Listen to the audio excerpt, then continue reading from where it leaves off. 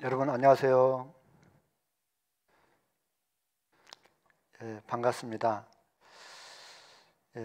오늘부터 3일 동안 두란노 학교를 통해서 말씀을 배울 수 있는 또 귀한 시간을 주신 하나님께 감사를 드립니다. 아무쪼록 이 시간을 통해서 또 우리에게 필요한 또 말씀과 또 은혜로 또 하나님을 섬기며 힘있게 살아가는 좋은 기회가 됐으면 좋겠습니다. 말씀에 앞서서 함께 기도하겠습니다.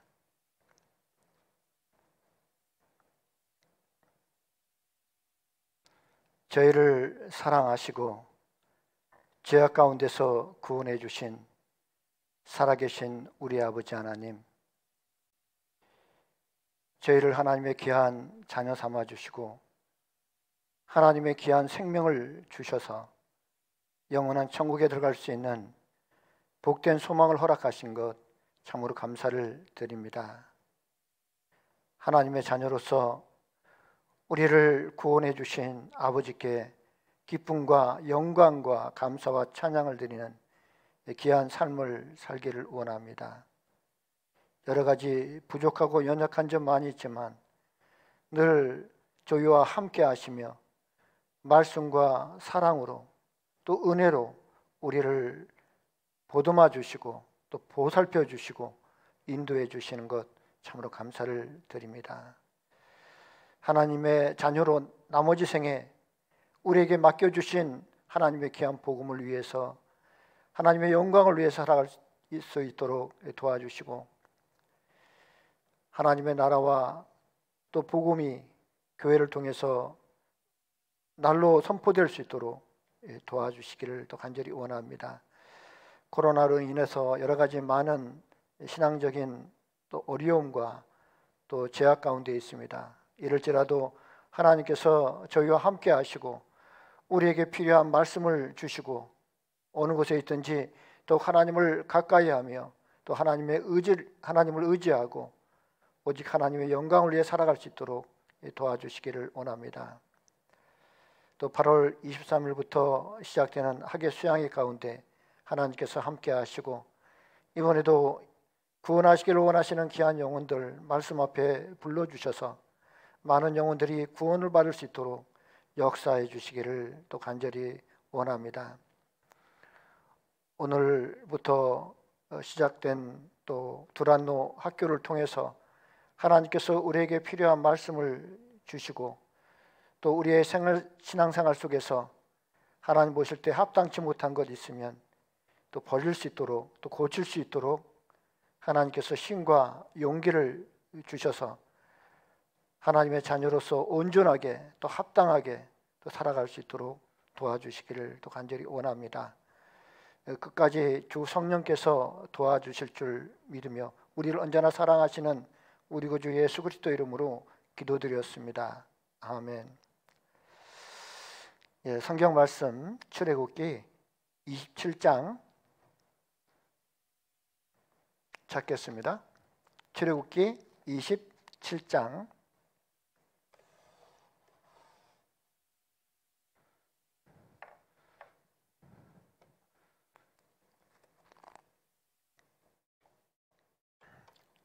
구약성경 124페이지입니다. 출애굽기 20장 20절로 21절입니다. 출애굽기 27장 20절로 21절 말씀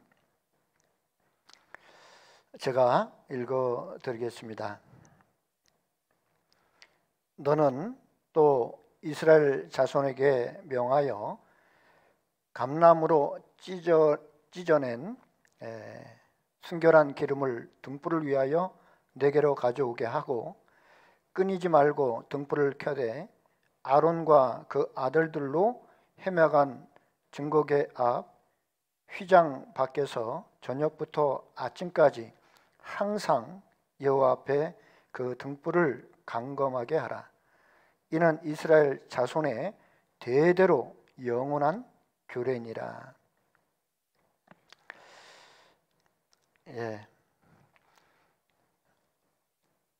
지금 온라인을 통해서 또 말씀 앞에 나와 있는 우리 형제 자매님들 또 몇 분이나 지금 말씀 앞에 나와 있는지 제가 확인할 수는 없지만 아마 간절한 마음으로 또 하나님의 말씀을 기다리는 마음으로 또 말씀 앞에 앉아 계시리라 믿습니다.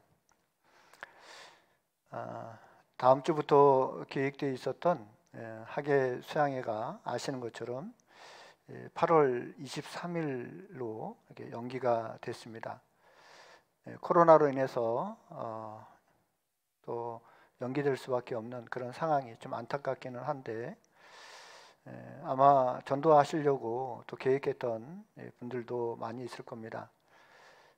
그런 분들은 어떻든 다음 주부터라도 기존의 이제 말씀을 가지고 전도하는 또 시간을 또 가지면 좋겠고 또 전도할 분들을 찾지 못했다면 더 기도하고 또 찾고 준비하는 가운데 더 많은 영혼들을 또 말씀 앞에 또 모이기를 원하시는 또 하나님의 또 섭리가 또 있지 않을까 또 그렇게 생각을 합니다. 그래서 더 한 달간 여유 있는 학예 수양회를 위해서 더 많이 기도하고 또 준비하고 마음을 모는 그런 시간이 됐으면 좋겠습니다. 오늘부터 3일간 두란노 학교라는 이름으로 성경을 배우는 시간을 우리가 갖게 됐습니다. 많은 분들이 이 두란노라는 이름은 사도행전 19장 9절에 나옵니다. 그 사도 바울께서 에베소에서 이제 전도를 할 때 그때가 이제 3차 전도 여행 기간이었습니다. 그때 이제 유대인들이 모이는 그런 이제 회당에서 하나님의 나라를 선포하고 또 강론하고 또 하나님의 나라에 대해서 이제 권면했다라고 또 말씀을 하고 있습니다. 그 사도 바울께서는 가는 곳마다 그 유대인 그 회당에서 항상 하나님의 말씀을 또 하나님의 나라를 선포를 하셨습니다. 그런데 이 에베소에 머물면서 약 석 달 동안 이제 3개월이죠. 3개월 동안 그 회당에서 하나님의 나라를 선포할 때 그 유대인들 중에 많은 사람들이 그 말씀을 비방을 했습니다. 그래서 도저히 말씀을 전할 수 없는 그런 환경에서 사도 바울께서 이제 제자들을 따로 이제 모아 가지고 두란노라고 하는 그런 서원에서 2년 동안 하나님의 나라를 선포하고 또 강론하고 또 가르치셨습니다. 이 서원은 그 유대인들에 해당하고 조금 다른 개념인데 이 두란노 서원이라고 말하고 있습니다. 이 서원은 이제 우리나라의 그 옛날 그런 글을 가르치던 그 서당과 같은 이제 그런 의미죠. 무엇인가를 가르치기 위한 목적으로 세워진 건물이나 어떤 집을 말합니다. 이 두란노 서원은 두란노는 사람의 이름입니다. 사람의 이름을 따서 두란노 서원이라고 말하죠. 이 두란노라고 하는 사람은 이제 그 혹자는 뭐 학자라고 말하는 사람도 있고 또 혹자는 또 의사였다라고 하는 사람도 있습니다. 그래서 두란노가 그 서원에서 자신의 학문을 이제 사람들에게 가리키고 또는 뭐 자신의 그런 그 의술을 가르치기도 했던 이제 그런 건물이라는 것이죠. 이제 거기서 이제 사도 바울이 이제 하나님의 말씀을 전했는데 이 서원은 이제 오전에는 교육하는 목적으로 이제 사용을 했고 오후에는 사람들의 그 휴식처로 그렇게 사용을 했습니다. 그러니까 오늘날로 따지면 약 뭐 카페 정도 뭐 그렇게 되겠죠. 그래서 사도 바울께서는 기록된 대로 그 서원에서 약 5시간 정도 매일 2년 동안 말씀을 전했다라고 말씀을 기록하고 있습니다. 아마 그 사도 바울께서 2년 동안 그곳에서 말씀을 전한 것은 훗날 복음을 로마와 또 유럽에 전하는 데 있어서 큰 역할을 했던, 그 어떤 기초 역할을 했던 이제 그런 서원이라고 말씀을 들을 수 있습니다. 그래서 우리도 사도 바울께서 그 날마다 두란노 서원에서 하나님의 나라를 선포하고 또 강론하고 또 복음을 전했던 것을 기억하면서 우리는 매일 그렇게 하지는 못해도 1년에 한 번 두란노 학교의 문을 열고 약 3일 동안 그리스도인에게 필요한 아주 기본적이지만 또 정말 중요한 또 필요한 말씀을 좀 배우고자 합니다. 그래서 첫 번째 시간으로 신앙을 점검하라, 또 두 번째 신앙을 회복하라, 세 번째는 신앙 안에서 결실하라 라고 하는 세 주제를 가지고 3일 동안 또 말씀을 전하게 됐습니다. 오늘 첫날 신앙을 점검하라고 하는 그런 주제를 가지고 함께 생각을 해보려고 합니다. 자, 본문 말씀 다시 한번 보겠습니다.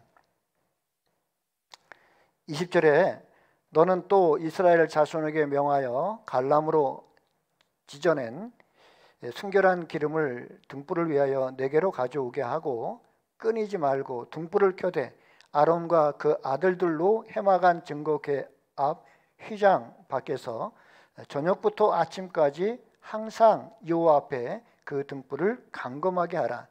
이는 이스라엘 자손의 대대로 영원한 규례니라. 여기에 끊이지 말고 등불을 켜되 그랬습니다. 그리고 저녁부터 아침까지 항상 여호와 앞에 그 등불을 감검하게 하라 라고 말씀을 하고 있습니다. 하나님께서는 그 출애굽을 한 이스라엘 백성들이 이제 광야에 있을 때 그 모세를 통해서 성막을 짓게 하셨습니다. 그 성막은 하나님과 이스라엘 백성들이 함께 만나는 장소고 하나님께서 거하실 초소라고 분명히 말씀을 하고 있습니다. 그래서 그 제사장들이 성소 안에서 해야 될 일을 이제 가르쳐 주셨죠. 여기에 그 해막한 증거궤 앞 휘장 밖에서 저녁부터 아침까지 항상 요 앞에 그 등불을 감검하게 하라라고 했는데, 요 장소는 어디냐면 출애굽기 26장 한번 찾겠습니다. 바로 앞에 앞장에 출애굽기 26장 34절과 35절 말씀을 보면 34절에 너는 지성소에 있는 증거궤 위에 속죄소를 두고 그 장 바깥 북편에 상을 놓고 남편에 등대를 놓아 상과 대하게 할지며, 이 성소 안에는 이제 지성소가 있고 이제 성소로 이제 구분이 됩니다. 그래서 성소 안에 이제 지성소가 있는데 안쪽에 그 지성소와 성소를 구분하는 것이 휘장입니다. 휘장으로 이제 구분을 해놓고 있어요. 그래서 이 지성소를 이제 휘장으로 이제 구분을 하고, 우리 이 성소 안에 이제 그 북편에 상을 놓고 남편에 등대를 놓았다라고 얘기하는데, 이제 머릿속으로 상상해 보면요, 남쪽에는 이제 등불을 놓고 북쪽에는 이제 상을 놓았습니다. 이 상이라고 하는 것이 이제 진설병을 이제 얘기하는데, 이제 성소에 들어가면, 이제 쉽게 얘기하면 성소에 들어가면 이제 오른편이죠. 이제 북편, 이제 오른편에 이제 진설 떡상이 있습니다. 떡상. 그래서 매 안식일마다 이제 두 줄로 이제 6개씩 이제 12개를 이제 놓게 되죠. 그리고 왼편에 보면 이제 등대가 있습니다. 그 성소에 보면 7등대, 촛대가 있는데 이제 그 등대를 말하고 있습니다. 그런데 이제 그 북편에 있는 그 진설병은 매 안식일마다 새로운 떡으로 진설을 해야 돼요. 매 안식일마다. 그래서 레위기 26장 한번 찾겠습니다. 레위기 26장. 레위기 26장.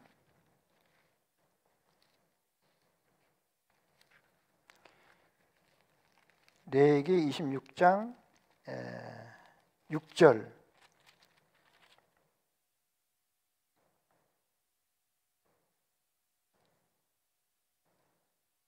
레위기 24장입니다. 죄송합니다.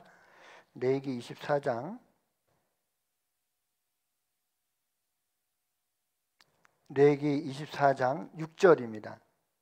6절부터 제가 읽겠습니다.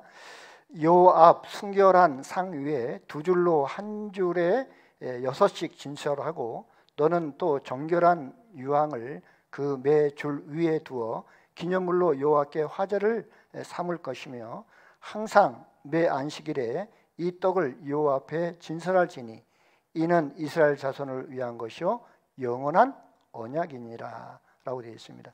그래서 6개씩 두 줄로 이렇게 진설을 하고 그리고 그 정결한 유황을 그 매 줄 위에 하나씩 두었습니다.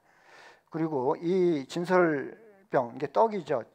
진설을 해놨다고 그래서 진설병입니다. 항상 매 안식일에 이 떡을 여호와 앞에 진설할지니 이는 이스라엘 자손을 위한 것이요 영원한 언약이다라고 말씀하고 있었습니다.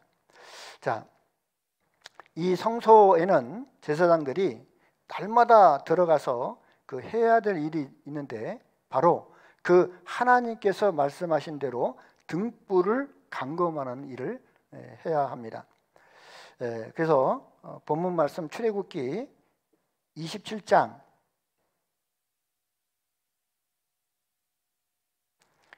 20절에 보면은 너는 또 이스라엘 자손에게 명하여 갈람으로 찢어낸 순결한 기름을, 이게 이제 기름은 이 갈람입니다. 갈람나무, 감람 열매를 가지고 찢어낸, 이게 찢어낸, 이게 찢다가 아니라 이게 짓누르다 이제 그런 뜻입니다. 이제 짓눌려서 이제 뽑아낸 이제 기름입니다. 그래서 순결한 기름을 등불을 위하여 내게로 가져오게 하고 끊이지 말고 등불을 켜대. 그러니까 이 등불은 끊이지 않고 계속 켜야 된다는 겁니다. 그리고 아론과 그 아들들로 해마간 증거궤 앞에 휘장 앞에서 저녁부터 아침까지, 우리는 늘 하루를 얘기할 때 아침부터 저녁까지 얘기하는데 이 유대인들은 늘 하루를 얘기할 때 저녁부터 아침까지 이렇게 말을 합니다. 항상 여호와 앞에 그 등불을 감금하게 하라. 이 아론과 그 아들들로, 이게 제사장이거든요. 제사장들은 등불을 감금하게 하라 그랬습니다. 이 감금이라고 하는 뜻은 정돈하다, 뭐 배열하다, 뭐 살피다, 이런 뜻을 갖고 있습니다. 이 제사장들이 매일 그 성소에 들어가서 해야 될 일은 등불을 관리하고 살피는 일을 하는 것입니다.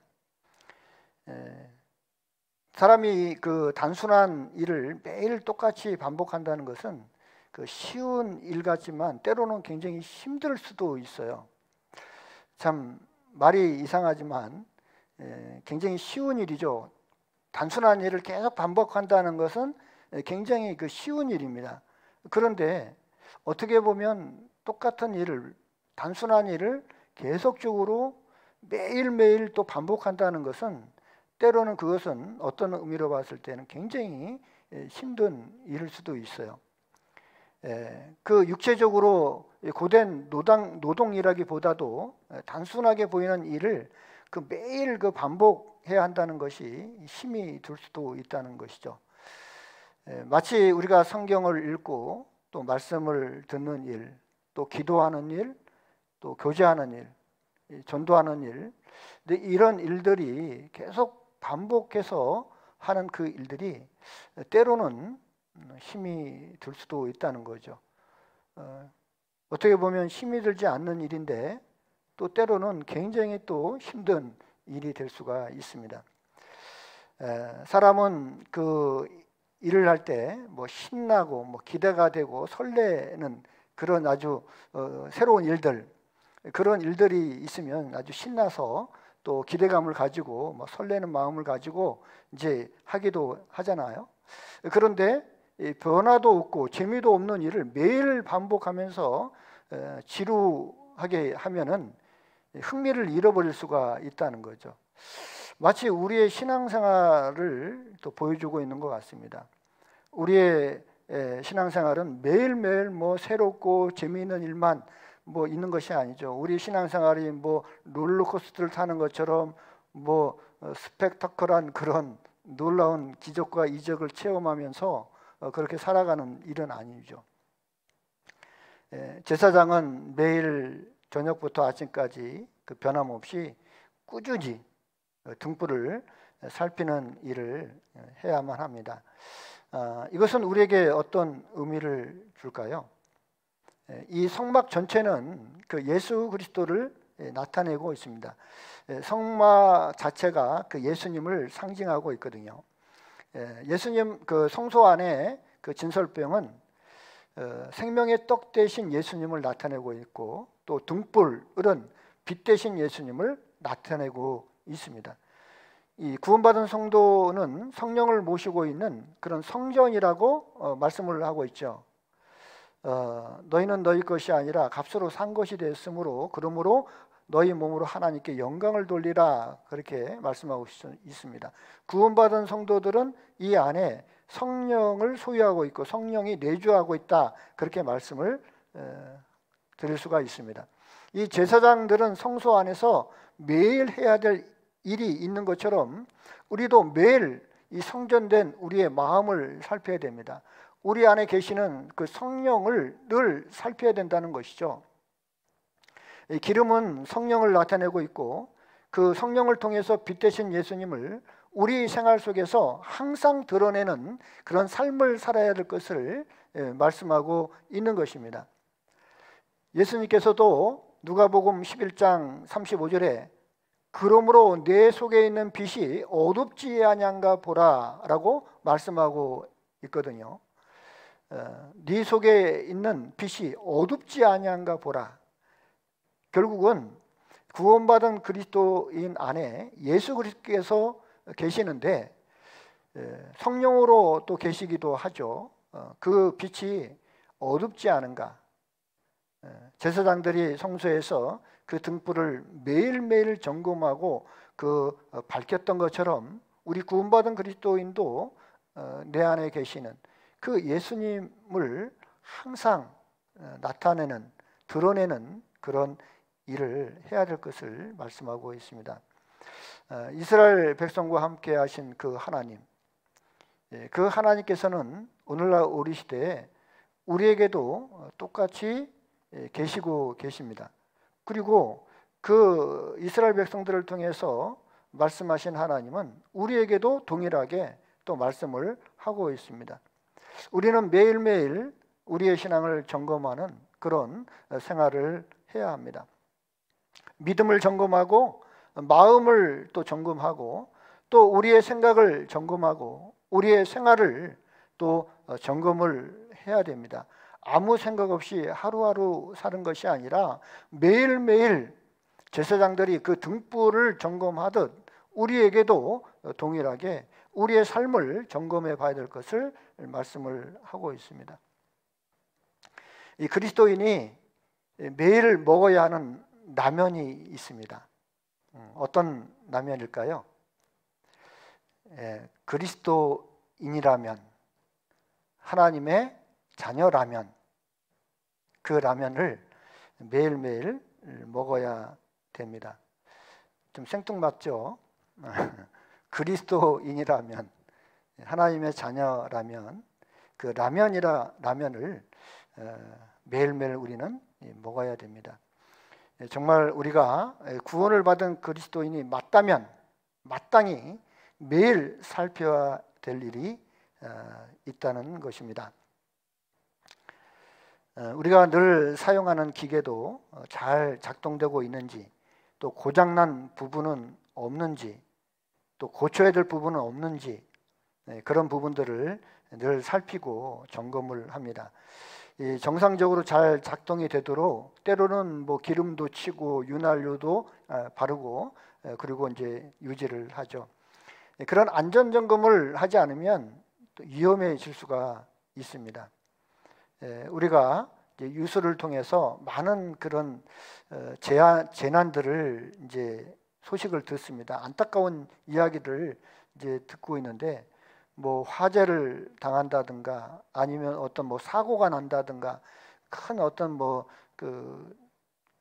공장에서 뭐 어떤 그런 큰 사고가 났을 때 가만히 그 원인을 따져보면 뭐 큰 것에서부터 시작된 것이 아니라 아주 사소한 것부터 시작이 돼서 큰 사고로 이어지는 것을 볼 수 있습니다. 이 교회당도요, 매일이 아니고 한 달에 한 번씩 뭐 정기 안전 점검도 하고, 또 승강기 안전 점검도 하고, 또 소방 안전 점검도 합니다. 왜 할까요? 매달 그렇게 점검을 하면서 교회당을 안전하게 유지하기 위해서, 또 사람이 많이 모이는 곳이면 모일수록 더욱 신경을 많이 써야 되겠죠. 저는 어릴 때 그 기찻길에 이렇게 가본 적이 많이 있습니다. 기차역에 가보면 그 기차들이 이렇게 좀 서 있어요. 서 있는데 가끔 이렇게 파란 옷을 입고 모자를 쓰시고 조그마한 망치 하나를 들고 그 기차 옆을 지나가면서 그냥 마치 장난하듯이 그 쇠바퀴를 이제 기차는 바퀴가 쇠잖아요. 쇠바퀴를 똥똥똥 이제 치고요. 그리고 스프링도 쇠로 되어 있는데 거기를 이제 치면서 이렇게 갑니다. 두들기면서. 근데 어린 마음에 좀 뭐 하는 거지? 저걸로 뭘 알 수 있을까? 그렇게 생각을 했거든요. 근데 좀 크고 나니까 좀 아는 것이 있습니다.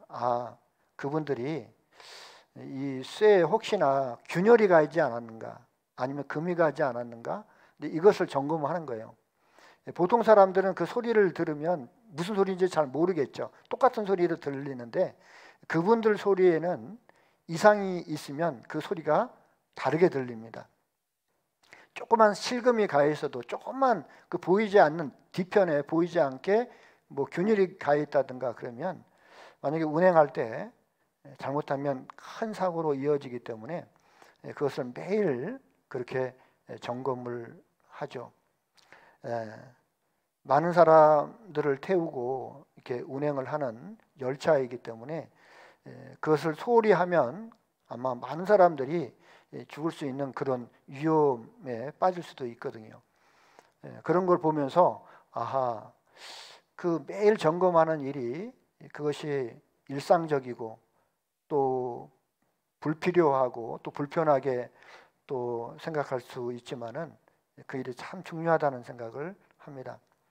마찬가지로 우리의 신앙생활도 하나님 앞에서 항상 점검하고 나는 참 정상적인 신앙생활을 하고 있는지 매일 살펴보는 것도 중요하다고 생각합니다.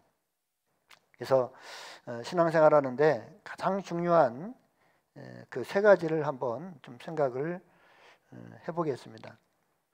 첫 번째, 이 구원을 받는 문제입니다. 이 구원을 받는 문제는 가장 중요한 문제죠. 사람으로서도 그렇고 하나님 앞에서도 이 구원을 받는 문제는 하나님 앞에서 굉장히 중요한 그런 문제입니다. 그리고 두 번째, 구원을 받은 그리스도인들이 이제는 하나님 앞에서 정상적인 신앙생활을 하고 있는가 하는 그런 문제겠죠. 나는 제대로 구원받은 이후에 하나님의 자녀로서 그리스도인으로서 합당한 삶을 살아가고 있는가, 또 정상적인 신앙생활을 하고 있는가 하는 것을 살펴보는 것은 너무나 중요합니다. 그리고 세 번째는 그 주님을 기다리고 있는 성도들의 그 참된 소망이 있는가라고 하는 문제죠. 구원을 받았는데 그 주님의 재림을 기다리는 마음이 없다든가, 아니면 천국에 들어갈 수 있는 그런 기쁜 소망, 참 복된 소망, 그런 소망이 없다면 아마 그리스도인으로서 살아가는데 힘이 많이 없을 것입니다. 그래서 먼저 첫 번째, 이 구원을 받는 문제에 대해서 한번 생각을 해보려고 합니다. 내가 받은 구원이 진짜 하나님의 말씀인 이 성경에 기초하고 있는가라고 하는 것이죠. 이 구원은 자신의 공로가 아닌 그 예수님의 십자가의 공로로만 구원을 받는다는 사실입니다. 이것은 성경에 기록되어 있는 놀라운 진리죠. 예수님의 그 십자가의 어떤 공로에다가 어떤 것도 더하거나 빼서는 안 됩니다. 구원을 받는 문제와 방법에 있어서는 그것은 하나님이 정하시는 거예요. 이 우주 만물을 창조하시고 그리고 사람을 심판할 수 있는 그 재판장 대신 하나님께서 그것을 정하시는 겁니다.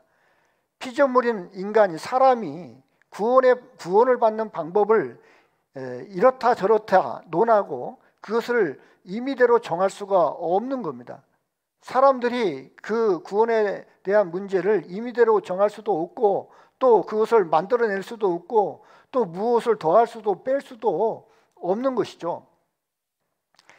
이것이 그 하나님과의 그 관계를 맺는 첫 관문이라고 말할 수 있습니다. 그 하나님과 만나는 그 시점은 바로 예수님의 십자가의 죽음과 부활입니다.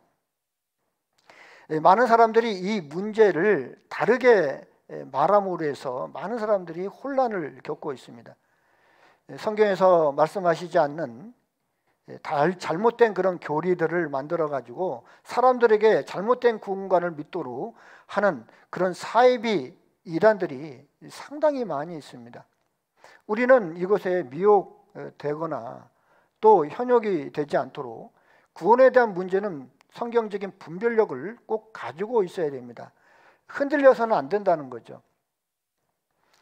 성경에서 구원을 얻는 방법은 오직 하나님께서 정하셨고, 그리고 구원을 얻는 길도 하나님께서 정하신 것이죠. 먼저 요한복음 3장 3절 한번 찾겠습니다. 요한복음 3장 3절.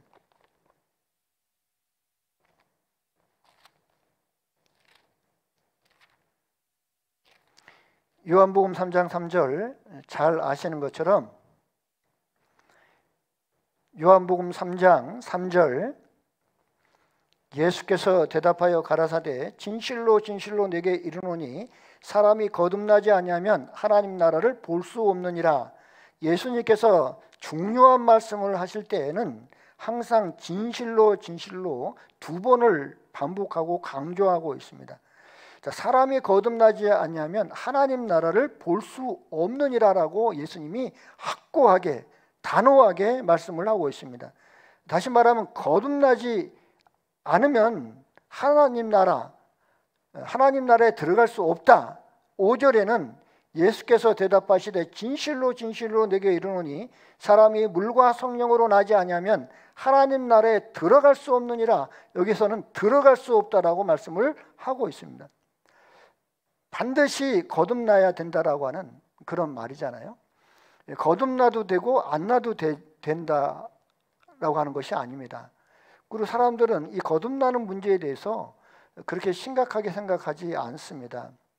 분명히 거듭난다는 것이 무엇이라고 말씀하고 있습니까? 물과 성령으로 나지 않냐면 구체적으로 말씀하고 있거든요.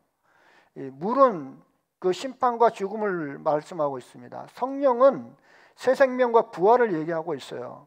예수님의 죽음과 부활을 통해서 우리가 죄사함을 받을 때 그때 하나님의 자녀로 거듭나서 천국에 들어갈 수 있는 자격을 얻게 된다라고 하는 것이죠. 이 거듭난다라고 하는 것은 첫 번째는 우리가 부모로부터 육체의 생명을 얻고 태어났습니다. 이 두 번째 거듭난다는 것은 하나님께로부터 영원한 생명을 받는 거예요. 그것을 거듭난다라고 표현하고 있는 것이죠. 예수님을 통해서 우리가 구원을 받을 때, 죄사함을 받을 때 그 예수님의 영원한 생명을 우리가 받게 되는 것이죠. 그래서 요한복음 14장 6절에 내가 곧 길이요 진리요 생명이 나로 말미암지 않고는 아버지께로 올 자가 없느니라. 이 아버지께로 올 자가 없느니라. 하나님이 계신 곳, 아버지가 계신 곳이 천국이잖아요. 올 수 없다는 얘기는 천국에 못 들어간다는 것입니다. 예수님을 통해서만 오직 천국에 들어갈 수 있다라고 예수님은 단호하게 말씀하고 있습니다. 여기에다가 다른 어떤 것을 첨부할 수도 없는 거죠. 예수님에다가 어떤 것을 더 보태기 위해서, 어떤 것을 더 추가해서, 어떤 것을 더 가미해서 천국에 들어갈 수 있다라고 말하는 것은 그 성경을 부인하는 것입니다. 그 예수님의 말씀을 전적으로 무시하는 거예요.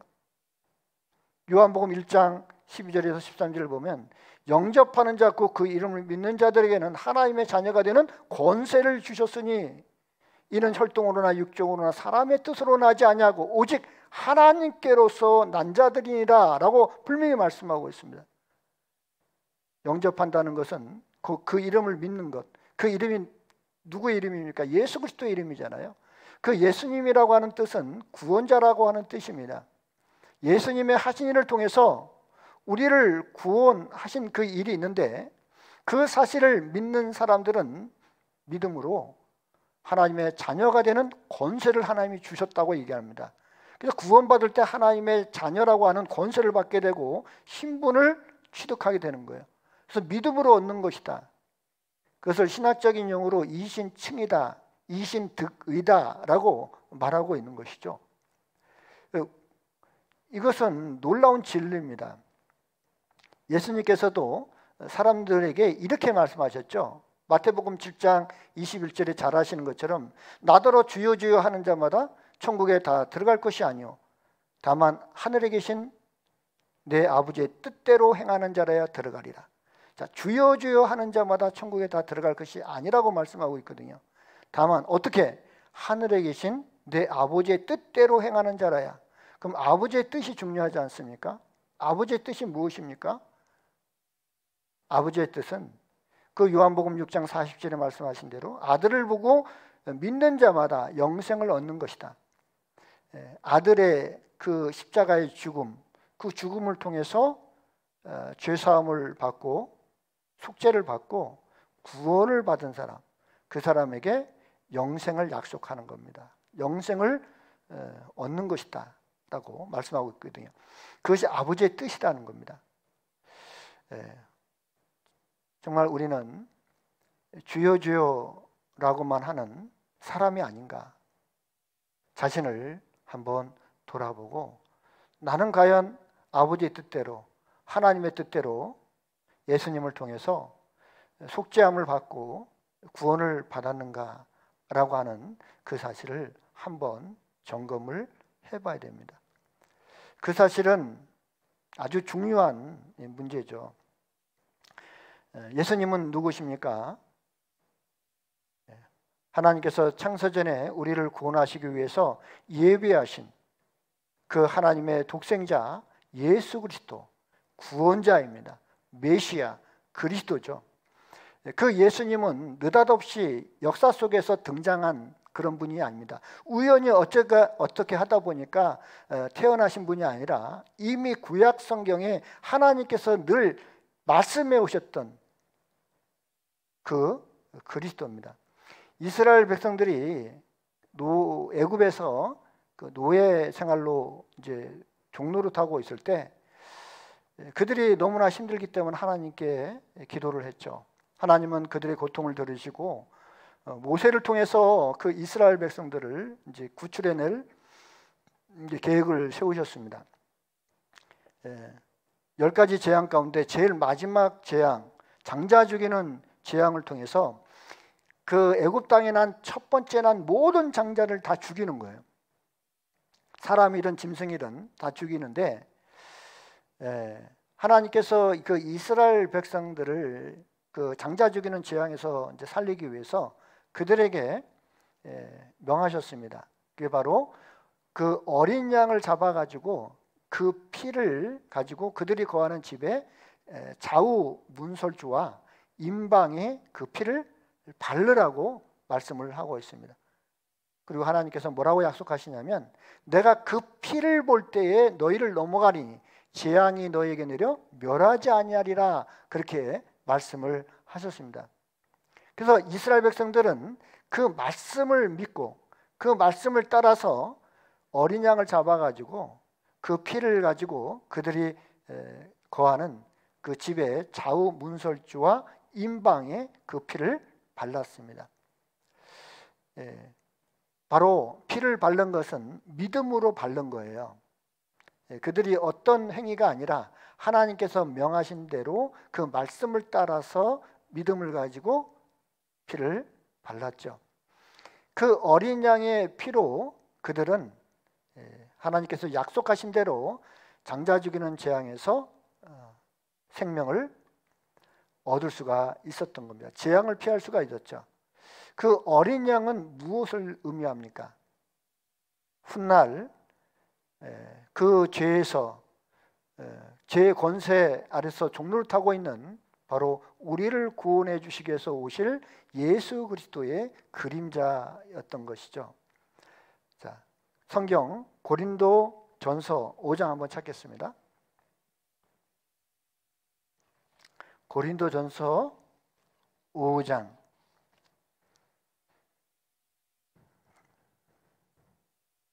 고린도전서 5장 7절,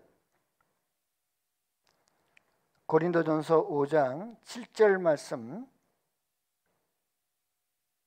제가 읽겠습니다. 너희는 누룩 없는 자인데 새 덩어리가 되기 위하여 묵은 누룩을 내어버리라. 그 다음에 뭡니까? 우리의 유월절 양 곧 그리스도께서 희생이 되셨느니라. 이 구원받은 그리스도인이 왜 성결한 생활을 해야 성결한 생활을 해야 되는가라고 하는 그 이유, 정당성을 말하고 있습니다. 너희는 누룩 없는 자인데 이제 새 덩어리가 되기 위하여 묵은 누룩을 내어버리라고. 이 누룩은 죄를 얘기하잖아요. 묵은 누룩, 구원받기 전에 우리의 생활 속에 있는 그런 죄들을 내어버려라. 왜냐하면 바로 우리의 유월절 양 곧 그리스도께서 희생이 되셨기 때문이라고 말씀을 하고 있습니다. 자, 여기서 우리가 구원을 받은 것은 유월절 양 곧 그리스도라고 표현하고 있습니다. 이스라엘 백성들이 장자 죽이는 재앙 가운데서 재앙을 피하고 생명을 얻기 위해서 어린 양의 피로 구원을 받은 것처럼 우리도 죄로 심판받을 수밖에 없는, 죄로 영원한 지옥에 갈 수밖에 없는 그런 운명에서 우리를 구원해 주실 분은 그 어린 양 같은 예수 그리스도, 그 예수님의 피로 구원을 받은 것이라고 말씀을 하고 있습니다. 그래서 유월절 양 곧 그리스도께서 희생이 되셨다라고 말씀을 하고 있는 거예요. 유월절이라고 하면 이스라엘 백성들의 최대 명절입니다. 그 애굽에서 그 이스라엘 민족이 출애굽을 한 그런 놀라운 사건이죠. 유월절, 넘을 월. 그래서 재앙이 넘어갔다라고 해서 유월절이라고 말하고 있습니다. 이 구원받은 그리스도인도 유월절이 있습니다. 예수님 피로 구원을 받은 날, 그날이 우리 성도들에게 개인적으로는 아마 유월절이 될 것입니다. 그 세례 요한은 예수님을 보고 뭐라고 표현했냐면, 보라, 세상 죄를 지고 가는 하나님의 어린 양이로다 말씀을 했어요. 예수님이 요단강에 이제 침례를 받으러 왔을 때 세례 요한은 그 예수님을 뭐라고 말씀하고 있습니까? 보라, 세상 죄를 지고 가는 누구의 어린 양? 하나님의 어린 양이라고. 이게 하나님께서 정하신 바로 구원자라고 하는 겁니다. 희생양으로 오신 분이다라고 말씀을 하고 있는 것이죠.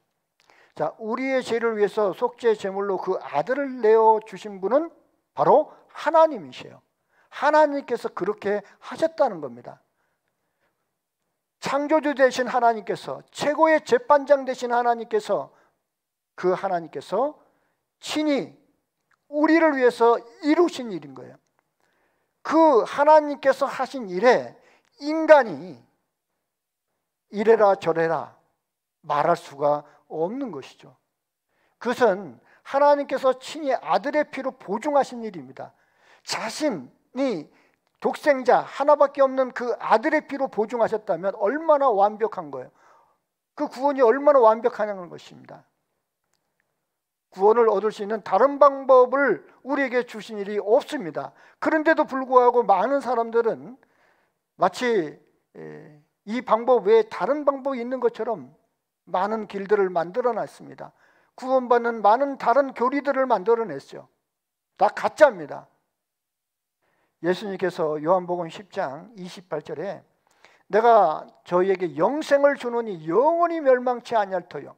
자, 영원히 멸망치 않는다. 영생을 받은 사람은 영원히 멸망치 않는다라고 하나님이 말씀을 하고 있는데, 만약에 잘못해서 그 구원이 이루어져 버린다면 하나님 말씀, 하나님은 스스로 자신의 말씀을 어기는 거예요. 그럴 수 있습니까? 요한복음 5장 24절에도 내가 진실로 진실로 너희에게 이르노니 내 말을 듣고 또 나 보내신 이를 믿는 자는 영생을 얻었고 심판에 이르지 아니하나니 사망에서 생명으로 옮겼느니라 그랬습니다. 이미 영생을 얻었다고 말씀하고 있고 심판에 이르지 않는다라고 말씀하고 있고 사망에서 생명으로 이미 옮겨놨습니다. 이것은 하나님께서 하신 거예요. 우리가 잘한 결과가 아니라. 그래서 영생을 얻는 것도 하나님의 방법이고, 그렇기 때문에 우리는 우리의 어떤 잘못으로 인해서 그것이 취소되거나 번복될 수는 없다라고 말씀을 하고 있는 거예요. 우리가 구원을 받는 것은 하나님께서 하신 일을 믿는 겁니다. 우리를 위해서 베풀어 주신 하나님의 놀라운 은혜를 믿는 거예요. 하나님의 말씀이 변하지 않는 한, 하나님의 마음이 변하지 않는 한 그것은 결코 바뀔 수가 없습니다. 천지는 없어지겠으나 내 말은 없어지지 아니하리라 라고 말씀하신 것처럼 하나님의 말씀, 하나님의 약속은 결코 변할 수가 없습니다. 골로새서 1장 13절과 14절에 보면 그가 우리를 흑암의 권세에서 건져내사 그의 사랑의 아들의 나라로 옮기셨으니 그랬습니다. 이 구원받은 사람은 그 어둠의 권세에서 그의 사랑의 아들의 나라로 자신이 옮긴 것을 알아요. 그래서 내가 천국에 갈 수 있다라고 하는 확실한 믿음을 갖고 있습니다. 내가 다시는 이루어지지 않는다라고 하는 그런 확신을 갖고 있습니다. 그 이유는 그 아들 안에서 우리가 구속 곧 죄사함을 받았으니, 죄사함을 얻었다라고 분명히 말씀을 하고 있습니다. 이 말씀이 우리의 구원을 보증하고 있어요. 이 말씀은 누구 말씀입니까? 하나님의 말씀이라는 거죠. 예수님께서도 구원 얻은 그리스도인에게 요한복음 14장 그 16절에 이렇게 말합니다. 내가 아버지께 구하겠으니 그가 또 다른 보혜사를 너에게 주사 영원토록 너희와 함께 있게 하시리니. 이게 뭡니까? 예수님께서 이제 죽으시고 부활하신 이후에 하나님께 가면 다른 보혜사를 너에게 보내줄 것이다. 그게 성령이에요. 은혜를 보호해주는 성령. 그 성령이 오시면 언제까지? 영원토록 너희와 함께 있게 하시리라. 이게 뭐야? 우리가 하는 일을 봐서 있을 수도 있고 없을 수도 있다라고 말씀하신 게 아니죠. 영원토록 너희와 함께 있을 것이라고. 그리고 저는 너희와 함께 거하시며 또 너희 속에 계시겠습니다 라고 말씀을 하고 있습니다. 바로 그 성령은, 한 번 오신 성령은 구원받은 성도를 떠나지 않습니다. 저는 너희와 함께 거하시며 또 너희 속에 계시겠다라고 분명히 말씀을 하고 있거든요. 하나님께서는 우리를 죄에서 구원하시는 다른 방법을 말씀하신 적이 없습니다. 그래서 사도행전 4장 12절에 다른 이로서는 구원을 얻을 수 없나니 천하 인간의 구원을 얻을 만한 다른 이름을 우리에게 주신 일이 없습니다 라고 말씀을 하고 있죠. 다른 이로서는 구원을 얻을 수 없다. 만약에 하나님께서 다른 방법으로 우리를 구원할 수 있었다면 아마 다른 방법도 있다라고 분명히 말씀을 하고 있을 겁니다. 어린 양, 바로 예수 그리스도를 말하고 있죠. 그래서 요한계시록에는 그 어린 양에 대한 말씀이 많이 있습니다. 제가 보니까 29번 정도 나오더라고요. 그 어린 양이 누구인지 증거하고 있고, 또 7년 환난 기간 동안에 그 어린 양의 진노가 내리는, 그런 진노가 내리는 그때가 바로 7년 환난 기간이라고 말씀을 하고 있습니다. 구원받은 성도는 어린 양의 진노를 받을 수 없어요. 그렇기 때문에 7년 환난 기간 동안에는 바로 구원받은 그리스도인은 들어갈 수가 없는 거예요. 왜냐하면 그 7년 환난 기간은 어린 양의 진노가 내리는 그때이기 때문에 하나님의 사랑을 받아들이지 않는 그것에 대해서 하나님께서는 그 진노를 내리고 심판을 내리는 겁니다. 다만 그 7년 환난 기간 동안에는 이스라엘 백성들 가운데 14만 4천이 구원을 받을 수 있는 그런 기회를 주는 때가 바로 7년 환난 기간입니다. 어떤 사람들은 7년 환난 기간 동안에 그 환난을 잘 견디면 구원을 받는다고 말하는데 그것은 다 잘못된 겁니다. 요한계시록 5장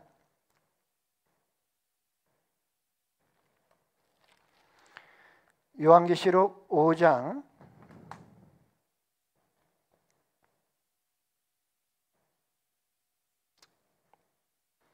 1절, 요한계시록 5장 1절부터 제가 읽겠습니다. 내가 보매 보좌에 앉으신 이의 오른손에 책이 있으니 안팎으로 썼고 7인으로 봉하였더라. 여기에 이 보좌에 앉으신 이의 오른손, 이 보좌에 앉으신 분이 누굴까요? 바로 하나님이시죠. 예수 그리스도를 말합니다. 그리고 이 책은 이제 성경책이라고 얘기를 하고 있는데 7인으로 봉하였다. 이 7인, 이제 지상에 쏟아질 그 재앙을 얘기하고 있는데 2절에 또 보매 힘 있는 천사가 큰 음성으로 외치기를 누가 책을 펴며 그 인을 떼기 합당하냐 하니 하늘 위에나 땅 위에나 땅 아래에 능히 책을 펴거나 보거나 할 리가 없더라.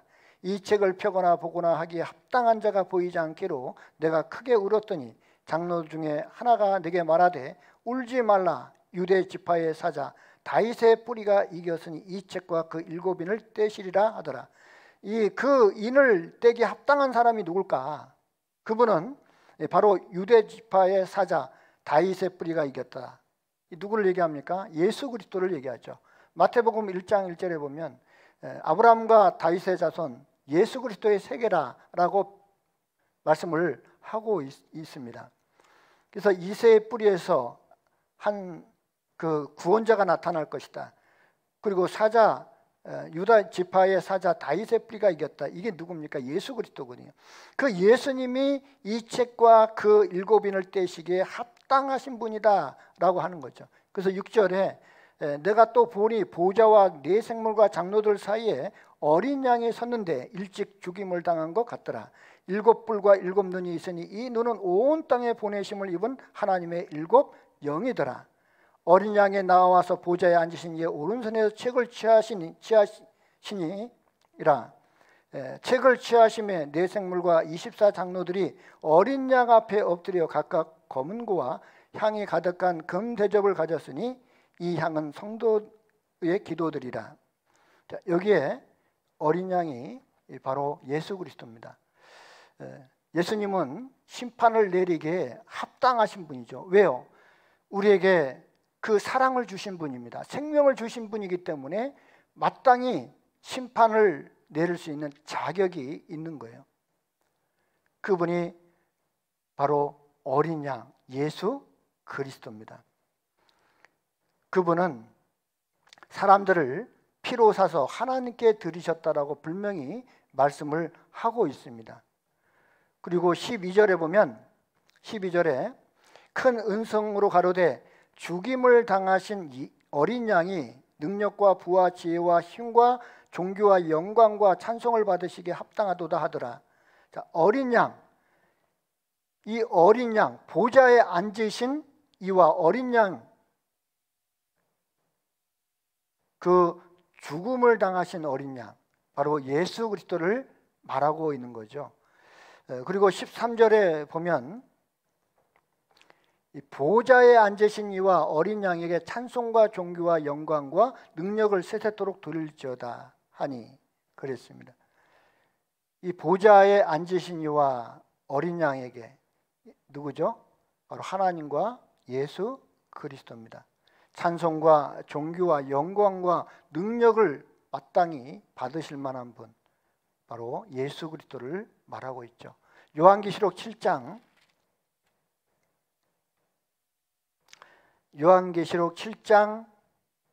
9절입니다. 요한계시록 7장 9절. 2일 후에 내가 보니 각 나라와 족속과 백성과 방언에서 아무라도 능히 셀 수 없는 큰 무리가 흰옷을 입고 손에 종려 가지를 들고 보좌 앞과 어린 양 앞에 서서 큰 소리로 외쳐 가로되 구원하심이 보좌에 앉으신 우리 하나님과 어린 양에게 있도다 하니 그랬습니다. 자, 여기에 이 일 후에라고 하는 것은 앞에 나와 있는 대로 이스라엘 백성들이 구원을 받는 14만 4천을 말합니다. 각 나라와 족속과 백성과 방언에서 아무라도 능히 셀 수 없는 큰 무리가 흰옷을 입고 손에 종려가지를 들고 보좌 앞과 어린 양 앞에서 서서 큰 소리로 외쳐 가로되 구원하심이 누구에게 있다고요? 보좌에 앉으신 우리 하나님과 어린 양에게 있도다. 오직 구원하실 수 있는 분은 하나님과 예수 그리스도죠. 그리고 13절에 보면 장로 중에 하나가 응답하여 내게 이르되 이 흰 옷 입은 자들이 누구며 또 어디서 왔느냐 그랬습니다.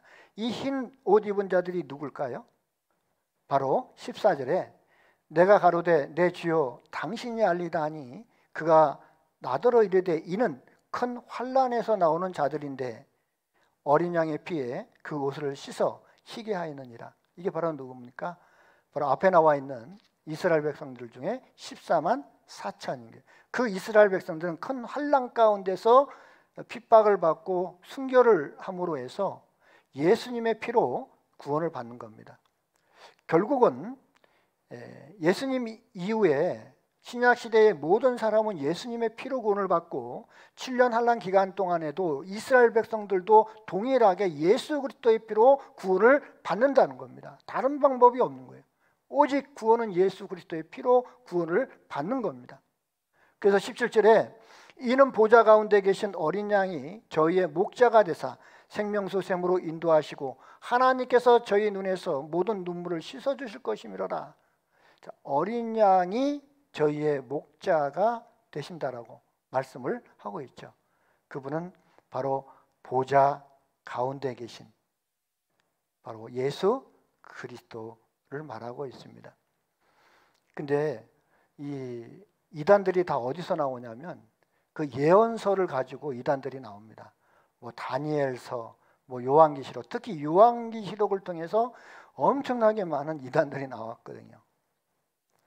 이 어린 양을 다른 사람으로 혹시 다른 것으로 대치를 시켜버리면 성경 전체는 다 달라지는 겁니다.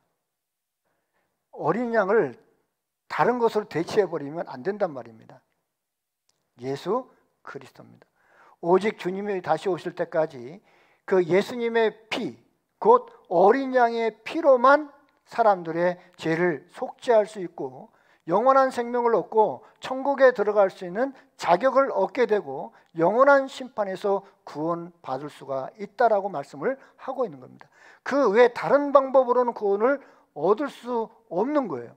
만약에 다른 것으로 구원을 받을 수 있다라고 가르치면 모두 사입이고 이단입니다.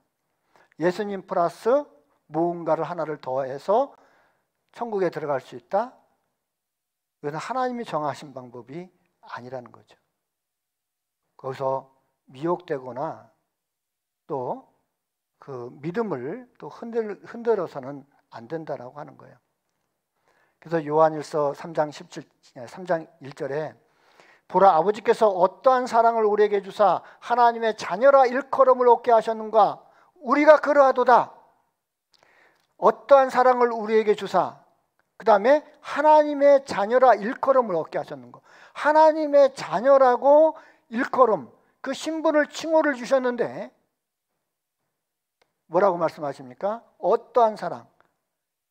요한복음 3장 16절에 하나님이 세상을 이처럼 사랑하사 독생자를 주셨으니 이는 저를 믿는 자마다 멸망치 않고 영생을 얻게 하려 하십니다. 사랑은 여기 있으니 우리가 하나님을 먼저 사랑한 것이 아니요 하나님께서 우리를 먼저 사랑하셔서 우리 죄를 위하여 자신의 아들 독생자 예수 그리스도를 화목제로 보내셨습니다. 이것은 하나님의 놀라운 우리를 구원하는 방법입니다. 하나님의 자녀가 되는 다른 방법이 없습니다. 바로 어떠한 사랑을 우리에게 주사. 예수님의 십자가의 죽음을 통해서 구원받은 사람은 하나님의 사랑을 알았습니다. 태초에 있는 생명의 말씀에 관한 우리가 들은 바요 눈으로 본 바요 우리의 손으로 만진 바라 라고 말씀을 하고 있거든요. 직접 우리 영혼에서 체험을 한 거예요. 깨달아진 거예요. 그것을 우리는 전합니다. 우리가 이것을 전하면 우리와 너희로 사귐이 있게 하려 합니다. 그 사귐은 그 아들과 예수 그리스도 하나님과 그의 아들 예수 그리스도 우리 주로 더불어 사귐을 얻게 하는 겁니다. 자, 이렇게 이 구원에 대한 문제는 오직 예수 그리스도만 그리고 나는 과연 그 예수님의 그 십자가의 은혜를 통해서 확실히 구원을 받았는가 영원한 속죄를 받았는가 그것이 하나님이 인정하고 나도 그것을 아는 것 그것은 놀라운 것입니다. 우리가 죄인이 구원을 받는다는 거 놀랍지 않습니까? 지옥 갈 영혼이 천국에 갈 수 있는 자격을 얻는다는 거 놀라운 거 아닙니까? 내가 무엇을 해서 얻는 것이라면 자랑할 것이 없죠. 얻는 것이라면 그 은혜가 아닙니다. 은혜가 될 수가 없는 거예요.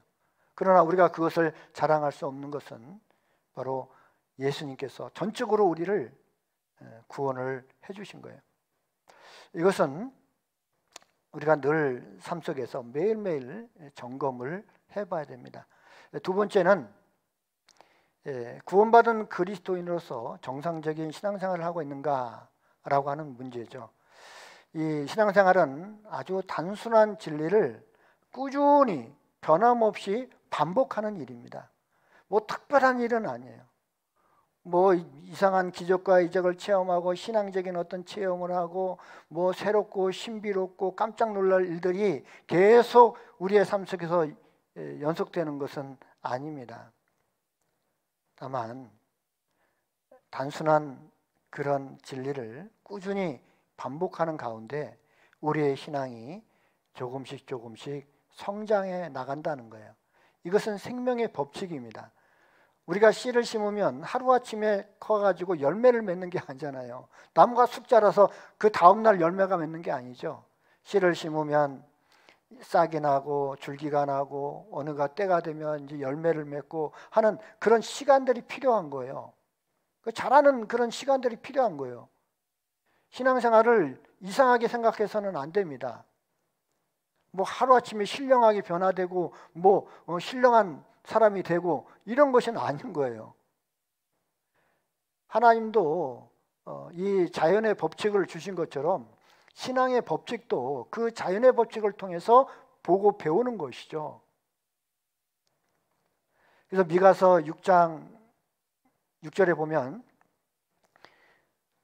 내가 무엇을 가지고 여호와 앞에 나아가며 높으신 하나님께 경배할까? 내가 번제물 1년 된 송아지를 가지고 그 앞에 나아갈까? 여호와께서 천천의 수양이나 만만의 수양 같은 기름을 기뻐하실까? 내 허물을 위하여 내 맏아들을, 내 영혼의 죄를 인하여 내 몸에 열매를 드릴까? 구약시대 때는요, 이교도들이, 이방인들이요, 자신들이 믿는 신들을 위해서 자신의 그 자식들을 인신제사를 드렸습니다. 그 하나님께 대한 그 자신들이 섬기는 그 우상에 대한 자신의 열심을 그렇게 표현한 거예요. 내가 내 자식, 진짜 가장 소중한 내 자식, 사랑하는 자식을 자신이 믿는 그 신에게 드릴 정도로 내가 그 신을 경배합니다라고 하는 그런 뜻으로 드린 게 바로 인신제사예요. 자식까지 드렸어요. 그런 극악무도한 그런 일을 벌였거든요. 근데 이스라엘 백성들이 그걸 본받았어요. 하나님께서 그들을 징벌을 했죠. 하나님께서는 그걸 기뻐하는 게 아니거든요. 내 허물을 위하여 내 맏아들을, 내 영혼의 죄를 인하여 내 몸의 열매를 드릴까? 그런데 하나님께서는 뭐라고 말씀하시냐면, 사람아, 주께서 선한 것이 무엇임을 내게 보이셨나니 여호와께서 내게 구하시는 것이 오직 공의를 행하며 인자를 사랑하며 겸손히 내 하나님과 함께 행하는 것이 아니냐. 어떤 놀라운 일을 기대를 했는데 하나님께서 우리에게 구하시는 것은 너무너무나 평범하고 너무너무나 작은 거였다는 것이죠. 겸손히 내 하나님과 함께 행하는 것이 아니냐. 하나님이 원하시는 게 뭐라고요? 겸손히 하나님과 함께 그냥 같이 동행하는 것, 그것을 하나님이 원하신다고 말씀하고 있습니다. 하나님께서 구원받은 우리에게 놀라운 일을 기대하는 것이 아닙니다. 어떤 기가 막힐 일을 하도록 우리에게 기대를 하는 것이 아닙니다. 하나님은 구원받은 하나님의 자녀에게 잠잠히 하나님과 함께 동행하는 것을 원하고 계셔요.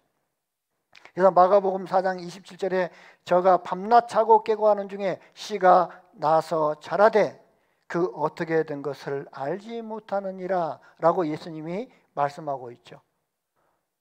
우리가 자라는 것은 보이지 못하지만 밤낮 자고 깨고 하는 중에 어느덧 그 씨가 자라서 점점 크고 나중에 보니까 열매를 맺더라는 것이죠. 우리의 신앙생활도 마찬가지입니다.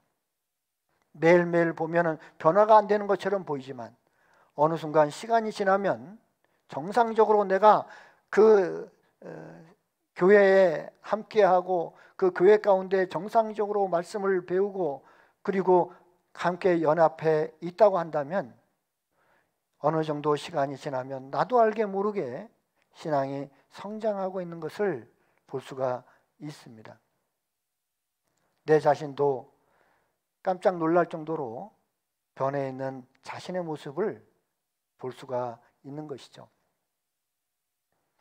이스라엘 백성들은 이제 그 어린 양의 피로 그 재앙을 피하고 그 생명을 얻고 그리고 홍해를 건넜습니다. 그 홍해, 하나님께서 그 홍해를 가르고 이스라엘 백성들로 하여금 그 홍해를 건너가도록 하셨잖아요. 놀라운 체험을 한 겁니다. 놀라운 이적과 기적을 보여주신 거예요. 어떤 민족이 한 민족을 다른 민족에게서 구원한 적이 있느냐? 이스라엘 백성들은 그걸 체험했거든요. 죽은 사람은 홍해를 건너갈 수가 없는 거예요. 산 사람이 홍해를 건너갈 수가 있는 것입니다. 홍해를 건넌 것은 그리스도 안에서 구원을 받은 그리스도인들이 그 예수님과 함께 죽고 예수님과 함께 장사되고 예수님과 함께 새 생명 가운데 부활했다라고 하는 믿음의 표로 보여주는 것이 바로 침례예요. 침례. 그 침례의 의식. 그래서 이스라엘 백성들이 홍해를 건넌 그 모습은 바로 그리스도 안에서 구원받은 그리스도인이 예수님과 연합돼서 죽고 장사되고 부활한 것, 새 생명 가운데 살았다는 것을 마음에 이루어진 믿음을 이제 곁으로 표현하고 있는 거죠. 홍해를 건넌 이스라엘 백성들이어야만이 광야 생활을 할 수 있는 겁니다. 홍해를 건너지 않았는데 어떻게 광야 생활을 할 수가 있겠습니까? 그럼 말이 안 되는 거죠. 죽은 사람이 홍해를 건널 수가 없는 거예요. 죽은 사람이 광야 생활을 할 수가 없는 것입니다. 홍해를 건넌 이스라엘 백성들이 광야 생활을 할 수가 있는 거죠. 하나님께서는 왜 그들을 그 가나안 땅, 그 가까운 길을 놔두고 그 머나먼 그 길을 인도하셨냐는 거죠. 그 가까운 길을 놔두고 왜 이스라엘 백성들로 하여금 광야 생활을 하도록 하셨을까요? 물론 그들이 그 가나안 땅을 악평했으므로 그 탐지한 날수대로 그들은 40년 동안 광야에서 생활을 했지만 결국은 그 광야 생활은 하나님께서 의도하신 거예요. 이 광야 생활은 우리에게 아주 중요한 의미를 주고 있습니다. 우리도 구원받은 이후에 이제 광야 생활을 한다고 볼 수 있습니다. 이 광야에 들어간 이스라엘 백성들에게 하나님께서는 말씀을 주셨어요. 그래서 이스라엘 백성들 하나님과 언약을 맺었죠. 약속, 언약의 백성입니다. 말씀을 받았기 때문에 구원받은 그리스도인들은 이제 광야 생활을 하는 것처럼 하나님의 말씀을 받고 말씀에 순종하며 말씀대로 살아가는 법을 배워야 되는 것이죠. 그래서 이스라엘 백성들을 통해서 이제 하나님을 의지하는 방법을 배우도록 하셨는데 첫 번째는 말씀에 순종하는 것입니다. 이스라엘 민족은 오랫동안 그 애굽에서 생활을 했습니다. 애굽에서도 노예 생활을 했어요. 그렇기 때문에 그들은 항상 정신과 마음 생활 속에 노예 생활이 몸에 배어 있습니다.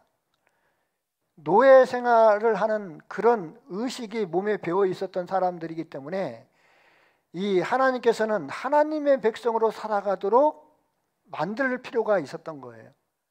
그래서 노예로서의 그 삶을 벗어버리고 하나님의 백성으로서의 합당한 삶을 살도록 훈련을 할 필요가 있었다는 거죠.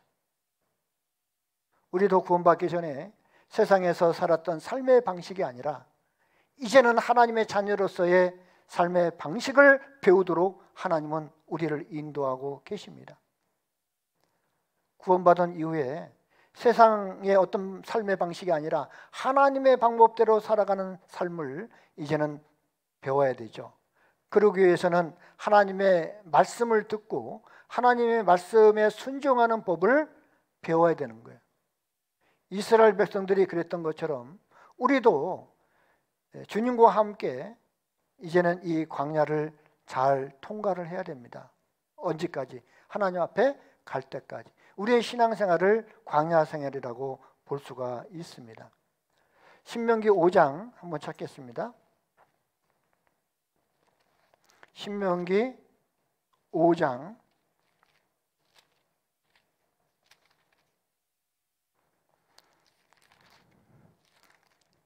신명기 5장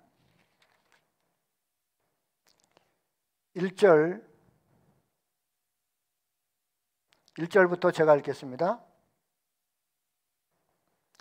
1절부터 모세가 온 이스라엘을 불러 그들에게 이르되 이스라엘아 오늘 내가 너희 귀에 말하는 규례와 법도를 듣고 그것을 배우며 지켜 행하라. 우리 하나님 여호와께서 호렙산에서 우리와 언약을 세우셨나니 이 언약은 여호와께서 우리 열조와 세우신 것이 아니요 오늘날 여기 살아있는 우리 곧 우리와 세우신 것이라. 하나님께서 모세를 통해서 이제 주신 말씀입니다.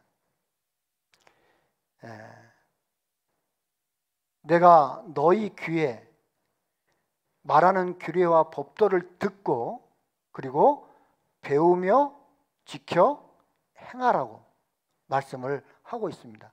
이것은 우리에게 말씀하시는 것과 같죠. 이 말씀은 이스라엘 백성들은 그때 그 살아있는 우리 곧 우리와 세우신 것이라고 말씀하고 있는데 그 살아계신 하나님은 우리의 하나님이 아니십니까?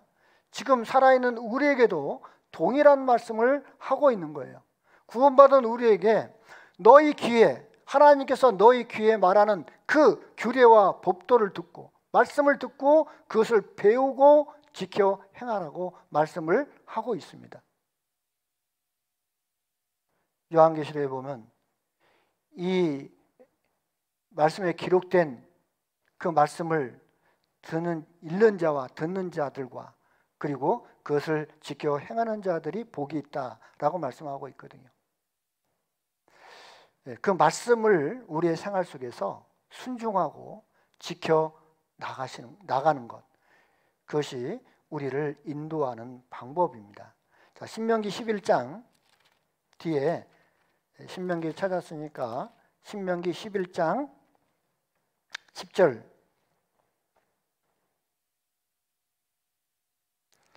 10절부터 제가 읽겠습니다. 신명기 11장 10절. 네가 들어가 얻으려 하는 땅은 네가 나온 애굽 땅과 같지 아니하니 거기서는 너희가 파종한 후에 발로 물대기를 채소밭에 댐과 같이 하였거니와 너희가 건너가서 얻을 땅은 산과 골짜기가 있어서 하늘에서 내리는 비를 흡수하는 땅이요 네 하나님 여호와께서 공고하시는 땅이라. 세초부터 쇠말까지 네 하나님 여호와의 눈이 항상 그 위에 있느니라 라고 말씀을 하고 있습니다. 하나님께서 이스라엘 백성들에게 너희가 들어가려고 하는 그 땅, 하나님께서 약속하신 그 가나안 땅은 산과 골짜기가 있어서 하늘에서 내리는 비를 흡수하는 땅이요, 비가 오면 이 저장되는 그런 땅이 아니라 그냥 다 스며드는 땅이에요. 이스라엘 땅은 1년에 평균 강수량이 약 200mm 정도밖에 안 됩니다. 물이 고여있지 않고 다 비만 오면 금방 없어집니다. 근데 그 땅을 하나님께서 주시는 거예요. 하나님께서 공고하시는 땅이라 세초부터 쇠말까지 내 하나님 여호와의 눈이 항상 그 위에 있다. 하나님이 그 가나안 땅에 그 눈을 두시고 있어요. 너희가 애굽에 있었을 때는 그 땅은 발로 물대기를 채소밭에 땡같이 하였다. 인간의 수고와 노력으로 얼마든지 살아갈 수 있는 그런 땅이었어요. 그러나 가나안 땅은 오직 하나님께서 그 은혜로 주시는 것을 받고 살아가는 땅입니다. 이스라엘 백성들이 강야로 들어갔을 때 그들에게 하나님께서 말씀을 주셨죠. 다른 어떤 민족에게 말씀을 주신 것이 아닙니다. 오직 이스라엘 백성들에게 말씀을 주셨어요. 애굽 땅에서는 인간의 수단과 방법으로 살아가는 땅이었다면 이제 그들이 들어가는 가나안 땅은 하늘을 보고 살아가는 땅이다. 하나님의 은혜를 기다리며 살아가는 땅입니다. 인간의 방법과 그 수고와 노력으로 살아가는 땅이 아닌 거예요. 그래서 우리가 이 땅에 사는 동안 이제는 천국을 바라보고 살아가고 있습니다. 천국에 들어가서 살기 위해서 합당한 사람으로, 하나님을 의지하며 살아가는 사람으로 우리는 이 땅 가운데 살아가면서 훈련을 받아야 되는 거예요. 이스라엘 백성들은 가나안 땅에 들어가서 하나님의 백성으로 살기에 합당한 사람으로 만들기 위해서 광야에서 훈련을 받았던 겁니다. 그러지 않고 곧바로 가나안 땅에 들어갔다면 그들은 아마 감당할 수가 없었을 거예요. 우압지졸입니다. 가나안 땅에 미리 살고 있었던 그 7 족속들, 기골이 장대하고 그리고 그 무기가 있는 또 훈련된 병사들이 있었습니다. 그들과 싸워서 이길 수가 없는 거예요. 하나님의 백성으로 하나님을 의지하는 법을 배워야만 그들과 함께 싸워서 승리할 수가 있었던 거죠. 그래서 신명기 10장 12절에 보면 이스라엘아 내 하나님 여호와께서 내게 요구하시는 것이 무엇이냐 곧 내 하나님 여호와를 경외하여 그 모든 도를 행하고 그를 사랑하며 마음을 다하고 성품을 다하여 내 하나님 여호와를 섬기고 내가 오늘날 내 행복을 위하여 네게 명하는 여호와의 명령과 규례를 지킬 것이 아니냐. 하나님께서 요구하시는 것이 뭐 엄청난 것이 아닙니다. 감당할 수 없는 것이 아니었습니다. 오직 뭐였습니까? 하나님을 경외하고, 그리고 하나님의 말씀을 순종하고, 그리고 하나님을 사랑하고, 마음을 다하고 성품을 다해서 내 여호와를 섬기라고. 왜냐? 내가 오늘날 내 행복을 위하여. 그것이 바로 네 자신, 이스라엘 백성들의 행복을 위해서 하나님께서 그렇게 명하시는 것이다라고 말씀하고 있거든요. 근데 이스라엘 백성들은 그 명령조차도 버겁게 생각하고 늘 하나님을 떠나서 우상을 섬기고 하나님의 마음을 아프게 했습니다. 우리는 그렇게 하지 말아야 되겠죠. 예수님 안에서 구원받은 하나님의 자녀에게도 동일하게 말씀하고 계십니다. 그리스도인은 매일 말씀을 듣고 읽으면서 하나님의 뜻을 분별하고 하나님의 뜻을 따라서 살아가는 사람들인 거예요. 한시도 그것을 잊어서는 안 됩니다. 저는 그 몽골에 선교를 갈 때 그 경비행기를 한번 타고 간 그런 일이 있습니다. 경비행기에 약 한 6명 정도, 한 9명 정도 타는 그런 경비행기예요. 그래서 조종사가 바로 앞에 있어요.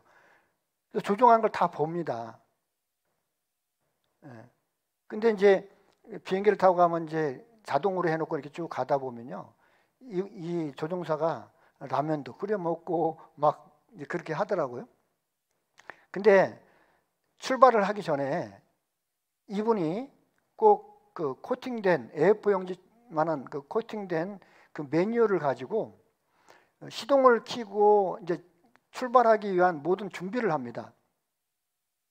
근데 꼭 그 매뉴얼을 보면서 하나씩 체크를 하면서 그 레버를 돌리고 버튼을 누르고 스위치를 켜고 그렇게 하더라고요.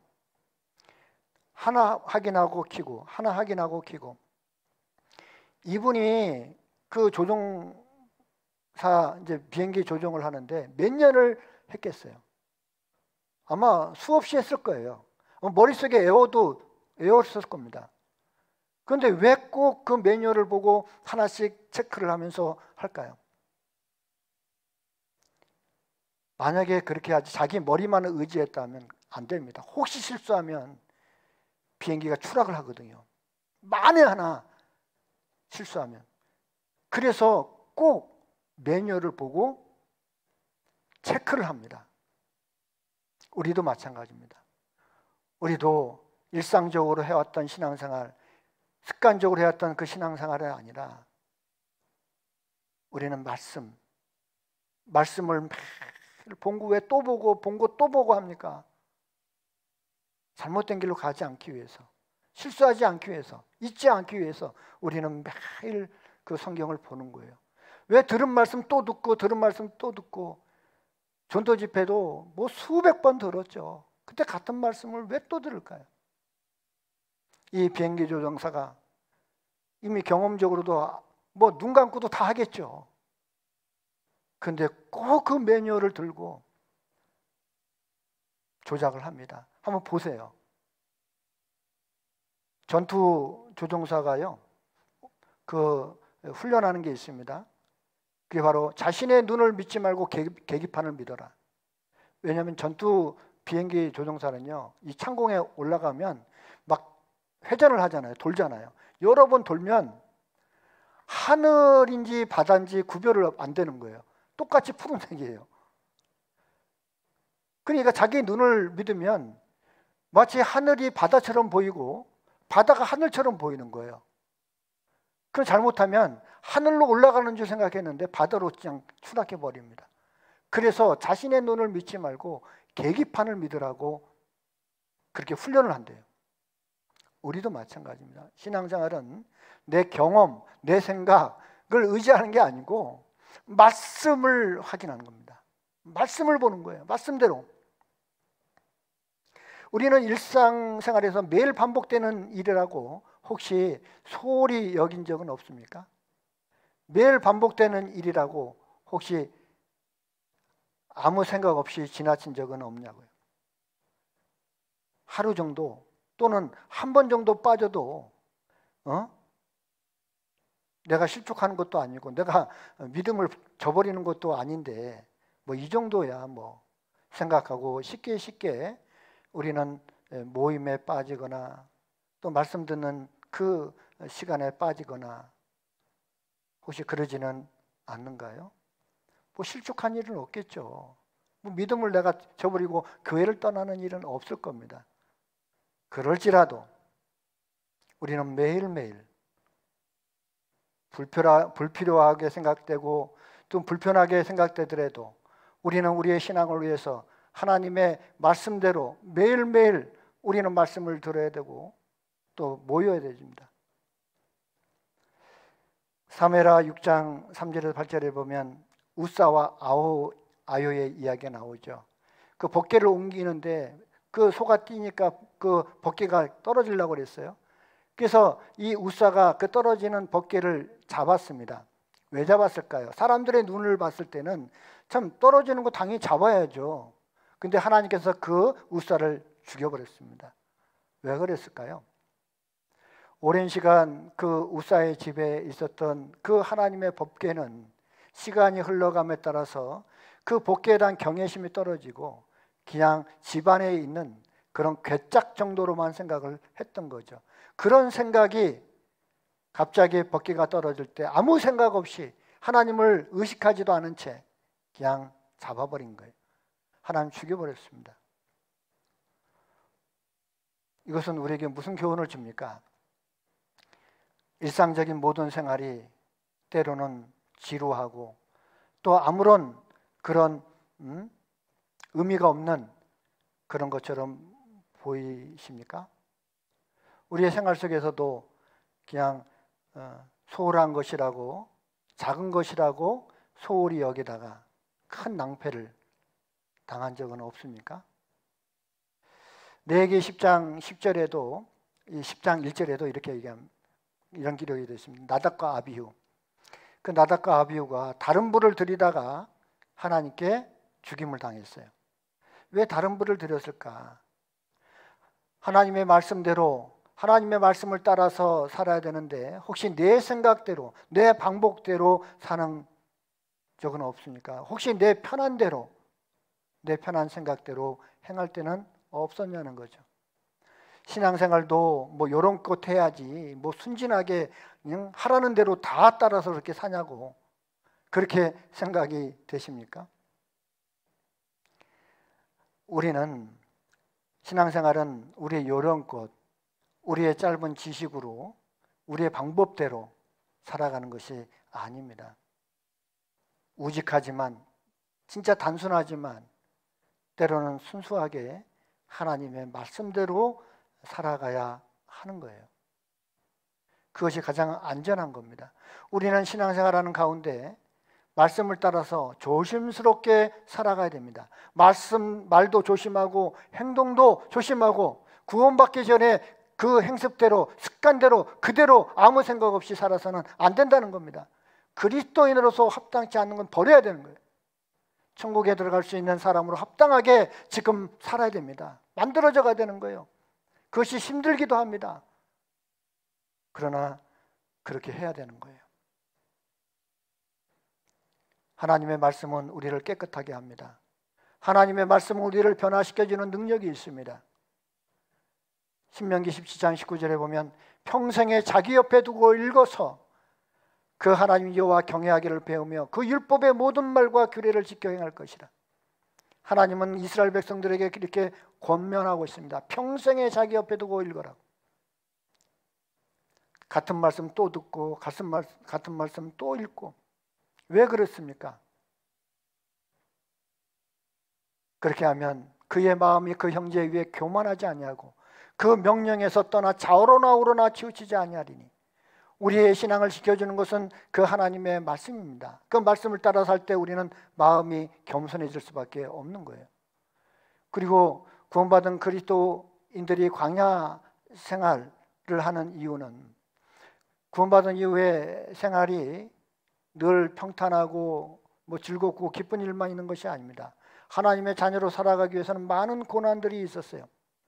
이스라엘 백성들이 광야 생활을 한 것은 결코 편안한 생활은 아니었습니다. 육신적으로는 너무나 괴롭고 너무나 힘든 생활이었어요. 그렇지만 그 속에서도 자신을 구원해 주신 하나님을 잊지 않고 그 은혜를 잊지 않고 늘 하나님의 은혜를 구하며 살아가는 그런 삶을 배우도록 했던 것이죠. 그런데 하나님의 의도와는 관계없이 이스라엘 백성들은 늘 그 어림 속에서 그 하나님께 불평과 불만을 냈습니다. 물이 없으면 목말라서 막 하나님을 원망하고, 배가 고프면 막 하나님께 원망하고. 그래서 얼마나 많은 이스라엘 백성들이 벌을 받았습니까? 그리고 그냥 그 무리에서 뒤처진 그 무리들은 아말렉 군사들이 쫓아와가지고 그 다 잡아갔어요. 왜 그 이스라엘 백성들이 그 무리를 따라가지 못했을까요? 힘이 없으니까 따라가지 못한 거, 자꾸 뒤처지는 거예요. 하나님께서는 매일매일 그들에게 필요한 육신의 양식을 줬습니다. 만나를 줬거든요. 만나만 잘 먹었어도 그들은 기력이 쇠하지 않았을 겁니다. 근데 그 만나가 매일 먹으니까, 똑같은 걸 매일 먹으니까 너무나 질리는 거예요. 너무나 식상한 겁니다. 맛이 없는 거예요. 그래서 안 먹은 거예요. 혹시 우리 말씀이 그렇지 않습니까? 말씀이 그냥 냉랭하고 맛이 없고 뭐 흥미가 없고 재미가 없고 뭐 그렇습니까? 어느 순간 우리가 영적인 그 힘을 잃어버리면 사단 마귀가 우리를 잡아갈 겁니다. 세상이 우리를 자꾸 세상으로 끌고 갈 겁니다. 우리는 신앙생활하는 가운데 많은 어려움과 그런 고통들이 있어요. 하나님의 자녀로서 겪는 어려움들이 있습니다. 근데 그런 거를 피하고, 그런 것이 싫다고 교회를 뛰쳐나가고 믿음을 저버리고 내 마음대로 내 세상에서 마음대로 살면 편하겠습니까? 하나님이 그걸 원치 않는 거예요. 우리는 어떠한 경우든지 하나님께서 거하라고 하신 이 교회 가운데, 예수님은 내 안에 거하라고 그랬잖아요. 교회 가운데 어떤 어려움이 있어도 우리는 하나님의 인도와 말씀의 인도와 성령의 인도를 통해서 하나님을 의지하는 법을 배워야 됩니다. 이스라엘 백성들이 구름 기둥과 불 기둥으로 그 이스라엘 백성들이 그 인도를 받았어요. 낮에는 구름 기둥, 밤에는 불 기둥. 그리고 그것을 이스라엘 온 족속이 그것을 보았다라고 말씀을 하고 있거든요. 이스라엘 백성들이 구름의 인도를 받은 것처럼 우리 구원받은 그리스도인들은 성령의 인도를 받고 살아가야 되는 거예요. 성령의 그 인도를 받지 않으면 임의대로 행동할 수가 있습니다. 내 생각대로 행동할 수가 있습니다. 구원받은 이후에 자신이 정상적인 신앙생활을 하고 있는지 그것을 알려면 자신이 정상적으로 교회와 연합되어 있는지 살펴봐야 되고, 그리고 성령을 따라 살아가고 있는지를 살펴봐야 됩니다. 그걸 점검해야 되는 거예요. 아무 생각 없이 살지 말고, 나는 정상적인 이 교회와 연합되어 있을까? 교제에 함께하고 있는가? 그리고 나는 일상적인 생활 속에 성령을 따라 살아가고 있는 삶을 살아가고 있는가? 우리는 그것을 살펴봐야 됩니다. 구원받은 그리스도인이 정상적으로 성령의 인도를 받으면서 그 순종하고 살 때에 육체는 비록 괴롭고 힘들지만 하나님이 주시는 그 즐거움과 기쁨이 있어요. 영적인 그 충만이 있습니다. 그것은 세상에서 얻는 기쁨과 차원이 달라요. 질적으로 아주 다릅니다. 세상에서 느끼는 그런 기쁨과 즐거움은 잠시 잠깐이죠. 그건 육체적입니다. 그러나 하나님이 주시는 기쁨과 그 즐거움은 영적인 기쁨이기 때문에 그 질이 달라요. 영원한 기쁨이 있습니다. 그리고 주님을 위해서 살아가는 모든 삶에는 늘 기쁨과 보람이 있어요. 특별한 어떤 기쁨과 그 보람이 있어요. 만족감이 있습니다. 그래서 우리가 힘들어도 그 하나님의 일을 하는 이유가, 그 하나님의 일을 한 결과 하나님이 주시는 그 놀라운 기쁨과 축복과 은혜들이 있다고 하는 것입니다. 그걸 맛봤기 때문에, 그걸 알기 때문에 우리는 똑같이 그런 어려움과 고난을 이겨나갈 수가 있어요. 우리는 고난 가운데 있을 때 교제하고 고난 가운데 있을 때 기도할 수 있습니다. 어려울 때 교제할 수 있고 기도할 수 있다는 것이 얼마나 놀라운 축복일까요? 그것은 하나님의 능력을 덧입을 수 있는, 그 하나님의 능력을 받을 수 있는 놀라운 통로입니다. 어렵고 힘든데 교제할 수 없다면 그것은 어떻게 보면 안타까운 일이죠. 시편 116편 2절에 보면 그 길을 내게 기울이셨으므로 내가 평생에 기도하리로다. 내 기도를 하나님이 들으셔요. 그리고 합당한 대로 응답을 해주십니다. 하나님께서 내 기도의 길을 기울이시는 것을 알기 때문에 내가 평생에 기도를 할 수 있는 거죠. 우리는 이 교회 가운데서 함께 연합하고 동일한 성령의 인도를 받으며 말씀을 배우고, 그리고 하나님의 자녀로서 여러 가지 어려움과 괴로움과 고난이 있다 하더라도 우리는 결코 뒤로 물러가 침륜에 빠질 자가 아닙니다. 함께 하나님 앞에 갈 때까지 우리는 함께 할 겁니다. 그리고 세 번째, 마지막으로 주님의 재림을 기다리는 참된 소망이 있는가, 그런 것을 한번 생각해 봐야 됩니다. 이스라엘 백성들이 가나안 땅을 바라보면서 그 광야 생활을 한 것처럼 이 그리스도인들도 천국을 이제 소망으로 가지고 예수님의 재림을 기다리면서 그 현재의 고난과 어려움들을 참고 견디며 이겨 나가야 됩니다. 나는 하나님 앞에 받은 은혜가 이미 있습니다. 그리고 지금도 그 하나님의 은혜를 받고 살아가고 있습니다. 그리고 앞으로 하나님께서 내게 주실 은혜가 있다는 것을 기억하고 우리는 감사하는 생활을 해야 되죠. 너희는 쉬지 말고 기도하라. 범사에 감사하라. 항상 기뻐하라. 이는 그리스도 안에서 너희를 향하신 하나님의 뜻이라고 말씀을 하고 있습니다. 그래서 로마서 5장 3절에 보면 다만 이뿐 아니라 우리가 환난 중에도 즐거워하나니, 우리가 환난 중에도 즐거워한대. 어떻게 환난 중에 즐거워할 수 있습니까? 괴로워야죠. 그 삶의 고통과 그 괴로움 속에서 고통스럽고 괴롭고 하잖아요. 근데 왜 그 속에서도 즐거워할 수 있냐는 거죠. 이것은 환난은 인내를, 인내는 연단을, 연단은 소망을 이루는 줄 압니다.